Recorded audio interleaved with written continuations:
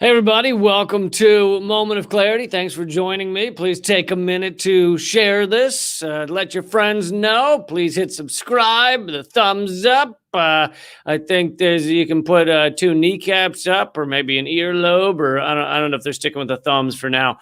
But thank you guys for being here. I got a great guest for you coming up in a minute. And by the way, all of the Super Chat donations will go to those in need. And if you are someone who could use a little help, email commoncensored@protonmail.com. That's the name of my other podcast, commoncensored@protonmail.com. But yeah, so thank you guys for being here. I did a video a couple days ago, which got a lot of attention and upset some people, which is good. It's good to be upset sometime. It's good to challenge your accepted beliefs or what you've kind of fallen into believing without really thinking about it, without really analyzing it. And that video was on AOC and the recent interview she did, which was kind of more establishment garbage, really talking down to frontline protesters, calling it unsophisticated to protest in that way. And also, she said a lot of things that were pretty upsetting, basically calling those who criticized Biden for his tens of thousands of deportations. It was over 26,000 people that had been deported by Biden, but that was several weeks ago. That number is from a while ago, so it's much higher than that now. But she called those who criticized Biden basically were ignoring people of color because some people have not been deported, which anyway, I went into how ridiculous that is. But yeah, so a lot of issues here. And some of the information I got from an excellent article by Eric London in the World Socialist website. And he has another article that just came out on the same topic, but different points on it, deeper points, really. And so I thought, why not talk to the man himself? So here is Eric London. Hey. Hi, how are you? Good. Thanks for doing this. No, thanks for having me. So nice to have you. You said you're in Detroit, right? That's right. Yeah. Cool. Great city. Great city. So yeah, this article, I imagine you yourself have gotten some pushback because this, I don't know, in a weird way, it's people have held up AOC like she is the only left-wing politician left in America, and she can never be challenged and never be questioned. Is that what you've seen? No, actually, I haven't received very much pushback, except from the Democratic Party. And they don't really count. That's not exactly the orientation which the World Socialist website or the Socialist Equality Party cares much about. But the response among members even of the Democratic Socialists of America and broader layers of working class people and young people have responded with a lot of enthusiasm to the article and to the analysis which we're making of the capitalist Democratic Party. I like how you say that because they make it very clear that they are capitalist. As Nancy Pelosi said when she was asked about it during a town hall, she said, "No, we're a capitalist." So is it nonsense to even believe that AOC could be, claim to be socialist in the Democratic Party? Yeah, there's a contradiction in terms. One can't be a socialist within a capitalist party. I think that the main lesson which people have to draw from this experience is not so much to see this as that AOC is a bad person or that it's a personal betrayal. Look, it's been 10 years since the Egyptian revolution in 2011. And the last decade has been experience after experience on an international scale of massive betrayals carried out by political parties that called themselves left and socialist and implemented the policies of world imperialism and of capitalism. In Egypt, there was a party called the Revolutionary Socialists, which, despite the name, told the workers who had entered by the tens of millions to get behind actually inevitably first the Muslim Brotherhood and then the army. The same experience played out in Spain with the Podemos party, in Greece with Syriza, which was the coalition of the radical left, which then implemented the IMF austerity measures. We see it with the Sanders campaign, in propping up the Democratic Party, with Corbyn in the Labour Party in England, and with Andrés Manuel López Obrador in Mexico in the Morena Party. So this is not an American, by no means is this an American phenomenon at all. We have to learn these lessons and incorporate them into the political activity of the left. Do you feel it's more, and you can talk about AOC specifically or in a broader sense, that does it more often feel to you that this is some sort of game plan from the outset, that these parties plan to funnel those who are left of, in our case, the Democratic Party, back into the Democratic Party? Or is it more that these people maybe start out more farther left than the Democratic Party, more socialists, let's say, and they're kind of slowly captured by the system? And slow could be 2 years. I don't mean that slow. They're slowly put into what is allowable in terms of what the Democratic Party will put up with. Yeah, well, I'm not as concerned necessarily with the motives. I don't know. I mean, I don't know what goes on in their heads, but what we do know is that the Democratic Party is a party with 200 years of political experience. And we don't judge people by what they say about themselves. We certainly don't do so with capitalist politicians. So if you take the Democratic Party as an institution, look, this is one of us, alongside the Tories in England, one of the oldest bourgeois parties in the world. It is a section of the ruling class which has acquired such tremendous political experience. As Leon Trotsky, the Russian revolutionary, said, it's great experience in self-preservation. I mean, keep in mind, this is a party which has its fingerprints at the crime scene of every catastrophe produced by American capitalism since the 1820s and 1830s. It was the party of Jackson and the forced removal of the Indians. It was the party of slavery. It was the party of the Palmer raids, of World War I, World War II, the party of Hiroshima and Nagasaki, of Korea, Vietnam, and now, of course, with Barack Obama and the devastation which American imperialism has wrought all over the world and killing millions in Afghanistan, Iraq, in Libya, in Syria, in Somalia. The list goes on and on. So the idea that you're going to have some sort of pressure movement to push this party after 200 years to suddenly realize the folly of its ways, to become a socialist party is just a complete waste of time. Every step, and it doesn't mean the people who have tried it in the rank and file are necessarily bad people, but what it does mean, I mean, every step that is taken in the Democratic Party is a step away from socialism. But you're forgetting that the bombs dropped by Democratic administrations are painted in a rainbow flag. Well, that's actually an important aspect of this, of the operation of the Democratic Socialists of America, because, yeah, as you say, the claim that everything would go back to normal after Trump was out of office. We'll just ask the 16,000 immigrant children who are detained in the camps that Trump opened under Democratic Congress, Democratic Senate, Democratic President. But that's where we're trying to address now the people in the DSA, the people on the broader left who may have thought that for pragmatic reasons, the Democratic Party's there, you can use their ballot line and change them from within. But again, what they're actually doing, and the blame really does lie with the leadership of groups like the Democratic Socialists of America. They're providing a left veneer on the domestic level for an imperialist political party, which is waging ruthless war in all over the world, which right now, the Biden, if we want to be concrete about it, the Biden administration is engaged in extraordinarily reckless maneuvers against China, against Russia. Now, they're capitalist countries, but socialists oppose the imperialist powers' efforts to carve them up. turn them into colonies again.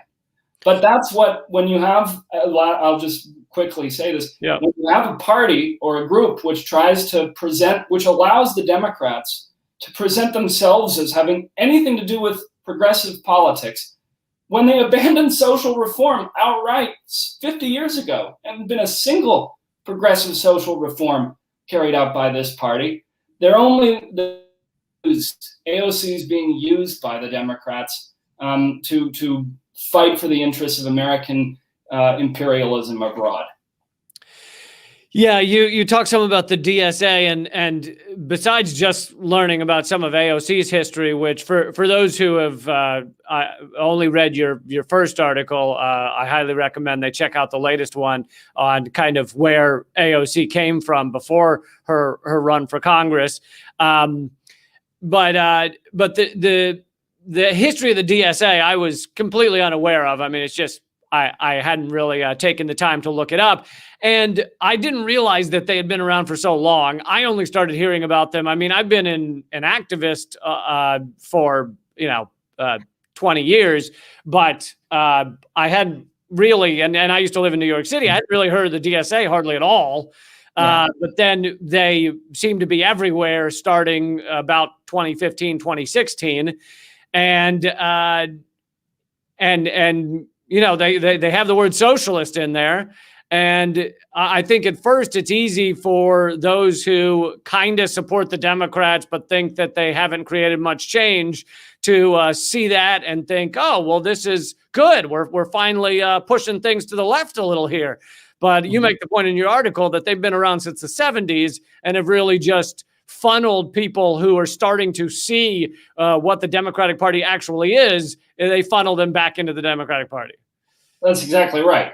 I mean, to understand a political organization, you have to understand its history and the trajectory of its development.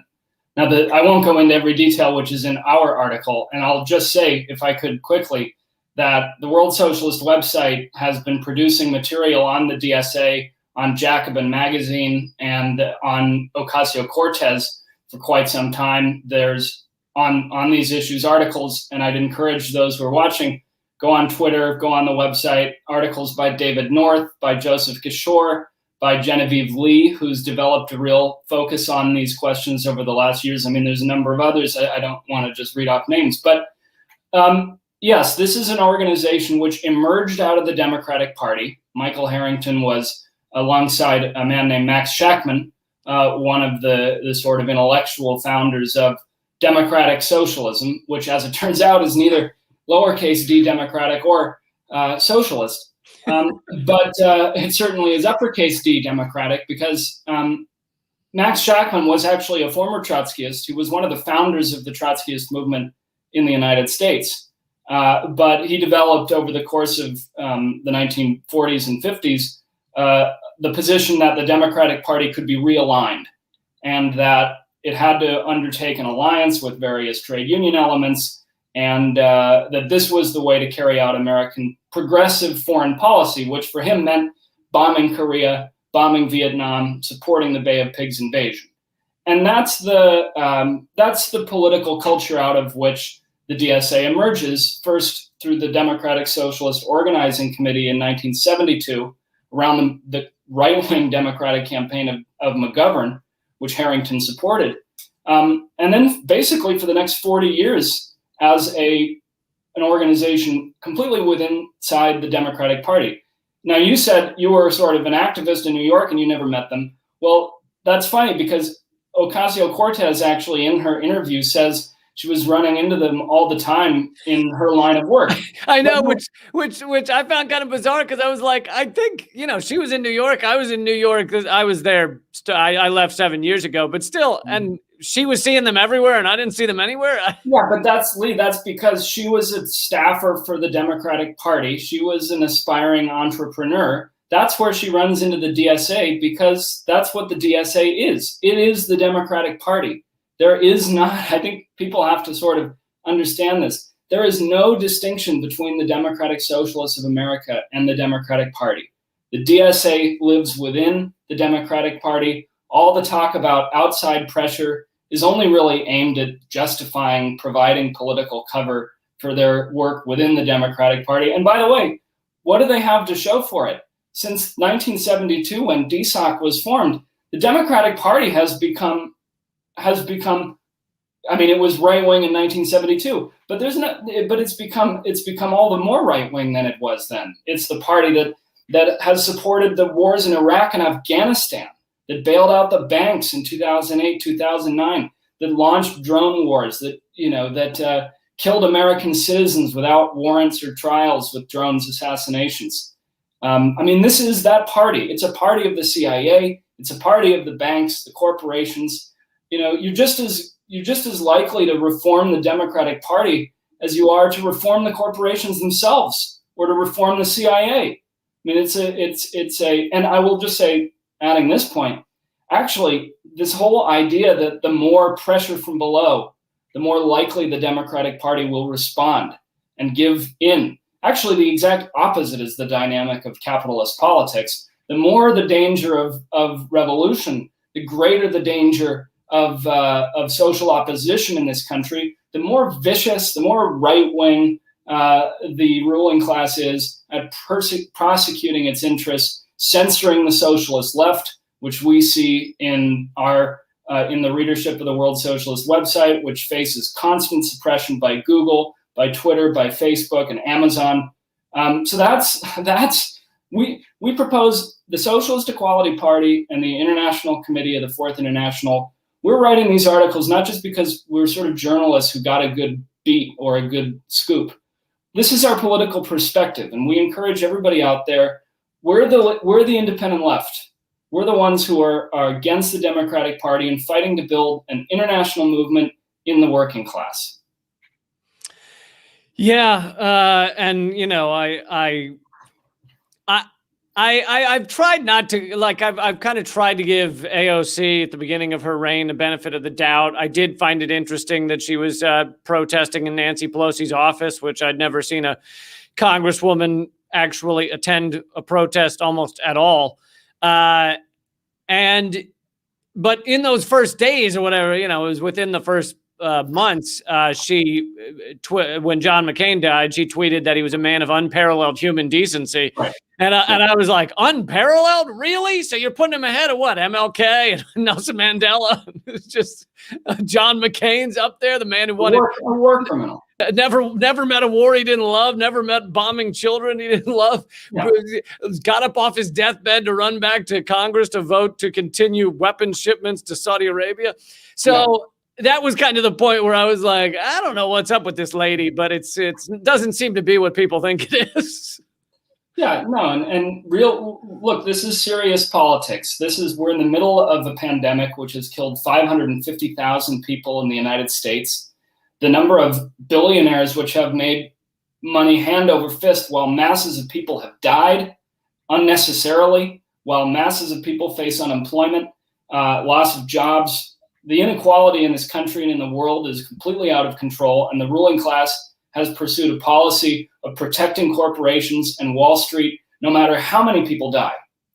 On an international scale, Andrés Manuel López Obrador in Mexico, just like Bolsonaro in Brazil, Biden in the US, just like Trump in the US. This is an international ruling class policy. Protect profits through death. And so it's time to get serious about politics. I think in this country in particular, Lee, there's a tendency toward pragmatism. There's a tendency to think, look, we just got to be active. We just got to do something. We just got to go out and help. And if it's the Democratic Party that exists, then fine. I believe that some of those people are well-meaning. For example, AOC, maybe that's what people think. But you can't separate the fight for program and political perspective right now from the fight to understand the historical experiences of the class struggle, of the working class. This coming Saturday, April 3rd, we're going to hold an event commemorating, the World Socialist website commemorating the 150th anniversary of the Paris Commune, when there was a revolutionary movement of the Parisian working class, but because there was no party, the revolutionary workers were drowned in blood by the French reaction. And if you go to Paris today, you can still see the scars of the class struggle, basically in every neighborhood and every street. So look, we have to fight for a higher educational level, a higher theoretical level. And socialists who are listening to this right now, who are scratching their heads at how it's all right, it doesn't make you, you're not a pariah if you got duped by AOC and Sanders and these types. But it's time to really study the history. That is the basis upon which we are going to be able to draw the lessons from the struggles of the last 100 years, of the Russian Revolution, of the Spanish Civil War. Go ahead. Do you see some positivity or some hope in the fact that I feel like I'm hearing capitalism be discussed more than ever before? I mean, obviously, I try and mention how it's the root of all evil pretty often, but and these recent polls showing that people under 30 in America, it's over 50% think capitalism is not the best system. And so, are we on an upward trend despite all of the suppression, all of the censorship, the fact that, my videos can't get out there and your articles can't get out there? It still seems like there's a certain percentage that are waking up to the harm that capitalism is doing. Oh, absolutely. At the beginning of last year, the World Socialist website published a statement called The Decade of Socialist Revolution. And I'd encourage your viewers to go and do a search for the article. I think it was January 3rd, 2020, or maybe January 4th, by David North and Joe Kishore. And basically that article drew attention to the fact that in 2018 and 2019, you saw on a world scale an unprecedented movement of the working class. And keep in mind, this is a working class which is very different than it was 50 years ago. It's numerically massive. It occupies critical and potentially very powerful chokeholds on the capitalist economy. It is international. There are massive cities where workers just dominate the economy and production. And in 2018, 2019, there were massive demonstrations over the same issue, social inequality, and also in opposition to war. There were protests I already forget some of them, Lebanon, Chile, Sudan, Haiti, where demonstrations continue today, all over the world, in the United States, of course, as well. There were literally tens of millions of people who are in struggle. But what they lack at this point, and this is where it becomes critical, is the political leadership. Because the working class is oppressed. It's a revolutionary social force, but it doesn't have access to the universities, to the schools, to the historical experiences that it has suffered as a class through the class struggle.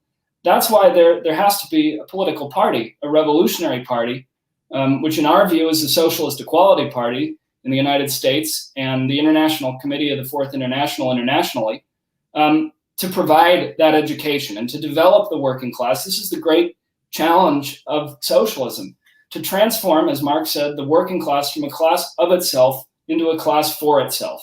That is a class which is capable, based on an understanding and appraisal of the historical lessons, to not be tricked by the next Ocasio-Cortez, to not be tricked by the next Corbyn or the next AMLO. And that's why there has to really be a fight to develop among all those who are listening right now, a really serious understanding of these.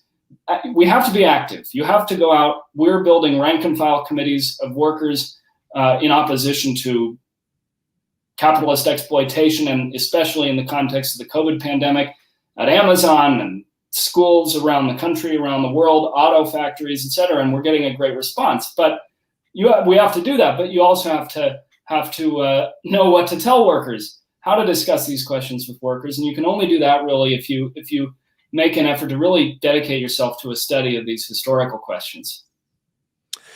Yeah, that's true. It takes an immense amount of educating people and understanding the fights that have happened in the past. And, I don't claim to know enough about it, but neither do I. yeah, I don't know if anyone does, but it's amazing how many of these battles have been fought and for how long. Something I'm mentioning in this week's Redacted Tonight that hasn't filmed yet is that, I'm talking about the battle between workers and Amazon and everything. And I'm saying in many ways, the day one of unfortunately, white America, when we showed up and said it was all ours, no matter who lives there. But day one, when the Mayflower, the day before the Mayflower pulled into the dock that didn't exist, it was the working and the indentured servants on the ship that greatly outnumbered the masters and basically went on strike, demanded, the Mayflower Compact. And so it's like from day one, this has been a fight between workers / servants and the ruling class. And those fights continue today. Well, Lee, as Marx wrote, all of hitherto existing history is the history of class struggle.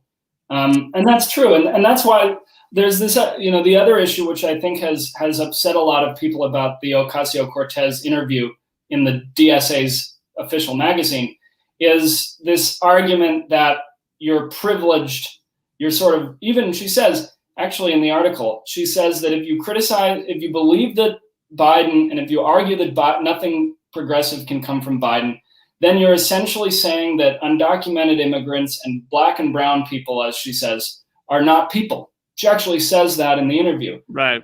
That's a really important lesson, because identity politics has been used for so long by the ruling class to divide workers, to pit them against each other, to act as though it's that race and gender or sexual orientation are the fundamental issues. As you said, the Democratic Party can have female generals and women soldiers and gay generals even, and it can carry out unbelievable, unspeakable crimes and prepare the world for the possibility of a catastrophic third world war. So we also, socialists, we call for she uses the term class essentialism.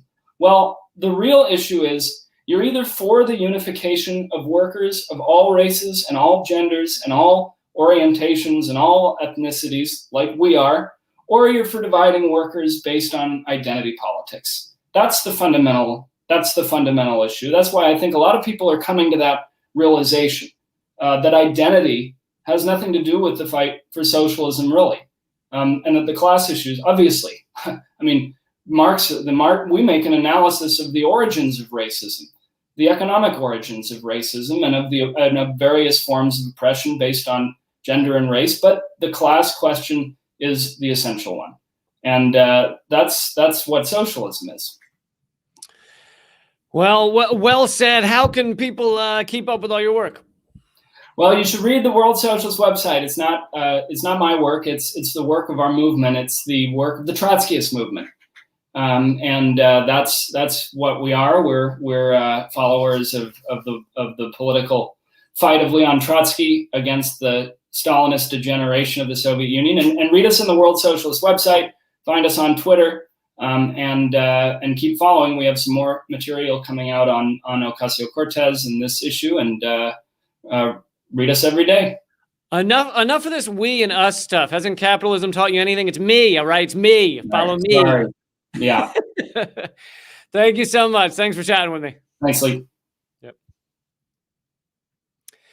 All right, guys. Hope you enjoyed that. I do highly recommend the last two articles that Eric has put out. One really on kind of AOC's history, and one kind of tearing apart her interview, which I also spent a while tearing apart that interview because it was utter garbage. No matter whether you think you love AOC up to this point, or you have kind of known all along that she doesn't quite seem to be standing up for many of the things that she should be. And she tried to, something else that I didn't cover when I went through her interview a couple days ago, is she tried to say, oh, well, people don't understand the important things we're doing. For example, in this bill that was going through, we were able to extract out a bunch of, it was like $1 billion that was going to be a giveaway to big oil or something like that. But here's the thing. She said they got it removed from the bill, and they never were able to find out who put it in there or something like that. And it's like, even if that's true, let's assume she's not, fudging it or anything. it would make a massive difference if that was what she was fighting for publicly, not a mention in an interview a month later. But if she was saying, listen, everybody, there's this fucking big oil giveaway in this goddamn bill. And like, honestly, like you could get people activated on this stuff. But instead she's saying, no, no, no. You all out there, we're going to quietly behind closed doors do things that, we view as important. And since we're now the establishment, and now she's in the establishment, right? She is, in a sense, she is the ruling class. She is in Congress. She is making a good living. So she's now the ruling class. So you enter the ruling class and you say to people, hey, we're going to do things behind closed doors and just trust us. They're going to be good. We're going to take out the big oil giveaway in the bill. It's going to be good, but we're going to go in this room and you guys out there, we might mention later maybe what we did or didn't do, but we'll be behind these closed doors and we're going to figure it out for you. No, fuck that. If you really wanted to make a difference, if you really wanted people standing up and getting furious, and people are furious, just people don't know exactly what to be furious at a lot of the time. So that's how they're easily misled into, oh, it's got to be the immigrants. The fucking immigrants are the ones causing my problems, or the transgenders are, or the women are, or black people are, or whatever. They're easily misled when you're that furious. You just go by someone telling you that they can solve your problems. Anyway, but I won't keep getting into the whole AOC interview because I spent like 50 minutes on it or something the other day. Please go watch that video if you haven't. But I wanted to cover one more story while we're all here, while we're all hanging out here. And I don't know why you blame the comedians. How dare you? The comedians are the ones fixing this shit. Well, not all of them. Some of them are awful, but there's a few comedians fixing this shit. Yeah, and actually Daniel said free Stephen Donziger. By the way, they decided against Donziger, which is fucking insane. In this later, you might remember I had him on for an interview a couple weeks ago.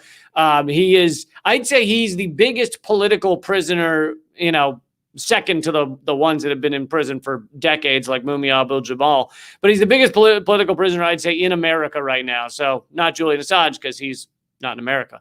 But in the United States, I'd say Stephen Donziger is at least of those who have been in prison recently. He's been in prison in his apartment under house arrest for 600 days. He's the lawyer who won the largest ever verdict against Chevron Oil. And Chevron has now centered all of their massive power, money, everything else into just kind of trying to destroy his life. And anyway, he just, we talked about it in the interview. He had a hearing with a judge that was going to decide whether he should continue being under house arrest. And they decided against him, meaning he is still under house arrest in New York City, really apartment arrest, because there aren't many houses, not unless you're a billionaire in New York City. But, which is fucking ridiculous. It's awful. And I did see, I'm not able to read most of the comments as it's going on, but Mabel would like everyone to know that AOC has brought our country more to the left than Lee ever will. And I think she also said than other people ever have or something. But that will really depend on what gets done, Mabel. And talking about Medicare for all, which, by the way, AOC did not invent, so don't give her the credit for inventing Medicare for all. She's, I'm glad, but she's going on the coattails of a movement that is far bigger than her. But, she refused to stand up for Medicare for all during Force the Vote. She went ahead and voted for Nancy Pelosi. They also did not put Medicare for all into the COVID bill or even try to, because they knew that was a must-pass bill. So, putting it in there would have created a large fight among the Democrats as to whether to have Medicare for all, and didn't stand up during really any of that, and instead is criticizing protesters for having the gall to criticize Biden. So I wouldn't say we're actually being pulled to the left, not in any large way. And in those areas where we are being pulled to the left, like Medicare for all, like the Green New Deal, those things are far larger than AOC. And AOC at times, I mean, we're still kind of waiting to see, but is undermining them. The Green New Deal that AOC put forward, I think she was one of the sponsors, is good, but it also extracted anything that criticized the U.S. military complex, the military-industrial complex, which is the largest polluting organization in the world. They create more greenhouse gas emissions than most countries. So to say the Green New Deal is as good as it could be is wrong. It's been decreased in what it could have been, and the Green New Deal came out of the Green Party. That they're the ones who initially came up with it. But anyway, I'm getting sidetracked here. Oh, I wanted to bring you another story. This is actually a good news story. This is, because the Derek Chauvin trial is going on, the police officer who murdered George Floyd, which, by the way, if you watch any of that shit that they're showing on CNN and everything, it's fucking infuriating to watch that.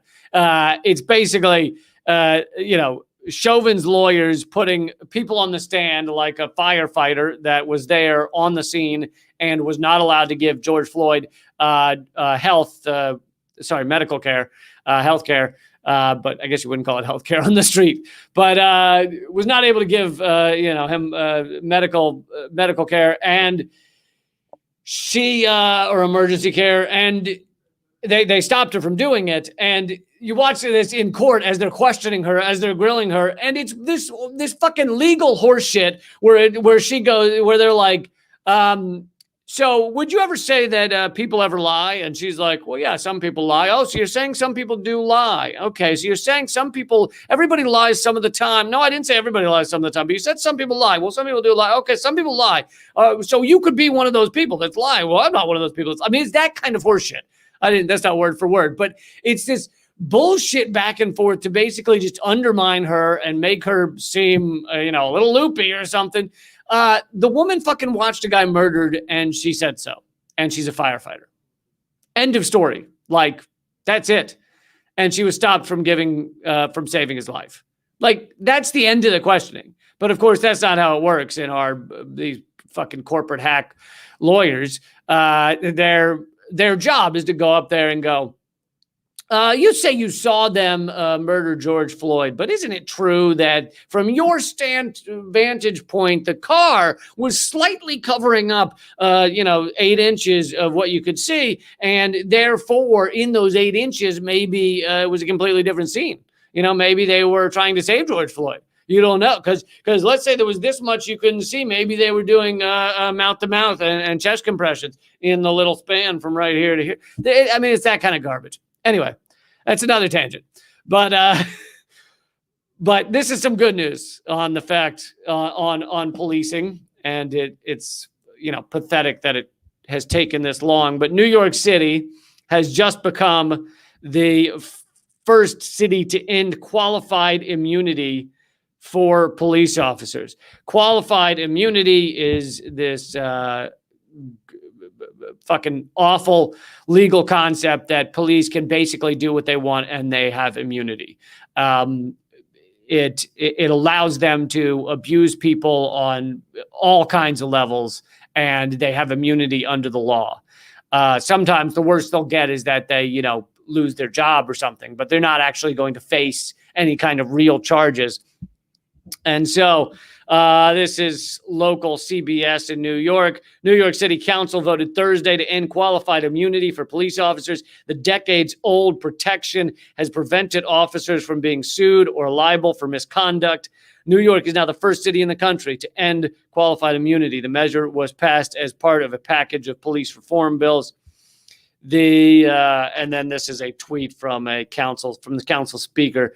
The New York City Council just voted to end qualified immunity for police officers. Qualified immunity was established in 1967 in Mississippi, and it has stopped people from holding public officials liable even when they broke the law. So, and the council speaker said qualified immunity has been used to deny justice to victims of police abuse for decades. So this is good news. Obviously, that needed to happen, and it needs to happen across the nation. Police officers should not have qualified immunity for their fucking behavior. They are completely out of control. I mean, I've gone through the numbers many times, but they're killing well over 1,000 people a year. In other countries, they kill 0, or, the average in Britain will be 3 or 7 or something. Meanwhile, ours is 1,000.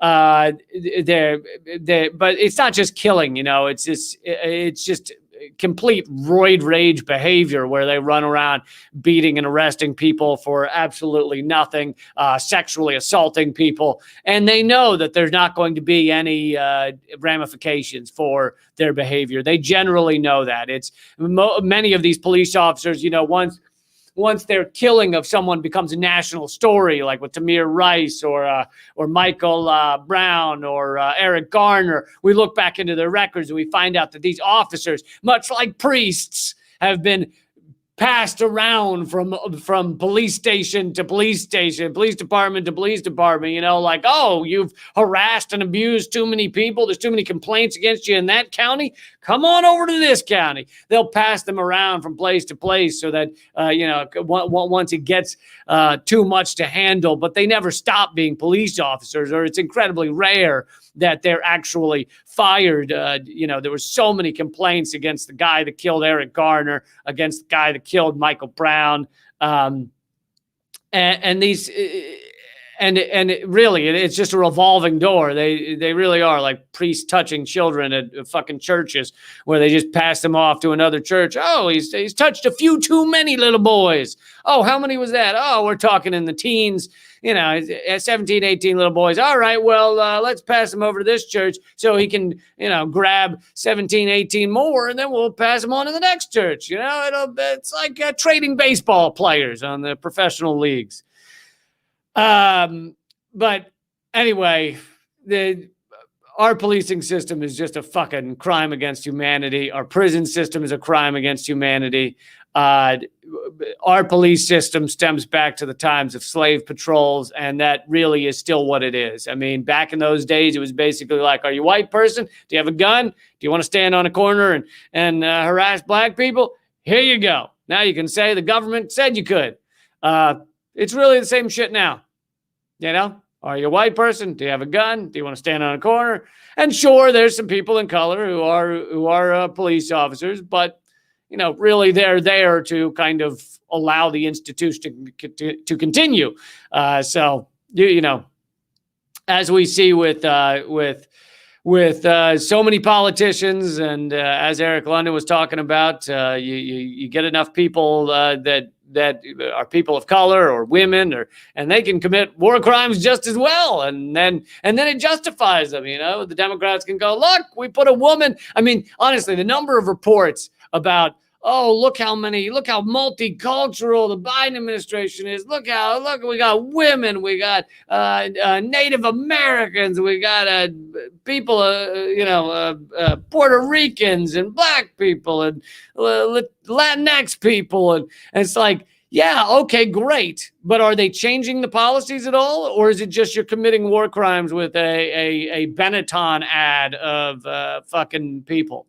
Is that because that doesn't really do anything for me? The same exploitation, the same extraction of wealth to the tiny number of individuals, the same endless bombing, the same environmental destruction, but you're doing it with a multicultural assortment of people.